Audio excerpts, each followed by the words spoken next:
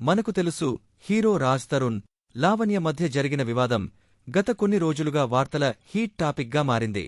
కాని ఇప్పుడు ఈ కేసులో మరో షాకింగ్ ట్విస్ట్ వెలుగులోకి వచ్చింది.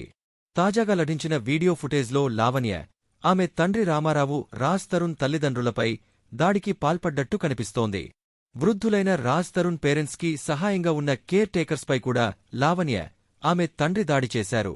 తిడుతూ, బెదిరిస్తూ, ఇంట్లోకి వస్తే చంపేస్తాం అంటూ తీవ్రంగా హెచ్చరించినట్లు తెలుస్తోంది. ఈ ఘటనతో వృద్ధ దంపతులు భయంతో వణికిపోతున్నారు. ఇక వీడియో బయటకు రావడంతో లావణ్య మరోసారి మీడియా ముందు ప్రత్యక్షమైంది. ఆమె, నన్ను వాళ్లు చంపేస్తున్నారు అని ఆరోపణలు చేసింది.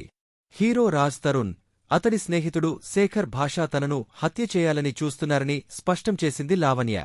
అక్కడితో ఆగకుండా నార్సింగ పోలీస్ స్టేషన్కు వెళ్లి ఫిర్యాదు కూడా చేసింది. ప్రాణభయం ఉందని పేర్కొంది. దీంతో రాజ్ తరుణ్, లావణ్య కేసు మరింత మలుపులు తిరుగుతోంది.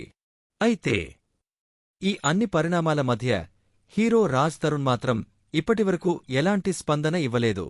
ఇక ఇది నిజంగా ఎవరి తప్పో, ఎవరి బాధనో కాలమే చెబుతుంది. మీ అభిప్రాయమేంటి? కామెంట్స్లో తప్పకుండా తెలియజేయండి. ఇలాంటివి మరిన్ని తెలుసుకోవాలంటేను లైక్ చేయండి, షేర్ చేయండి, సబ్స్క్రైబ్ చేయండి.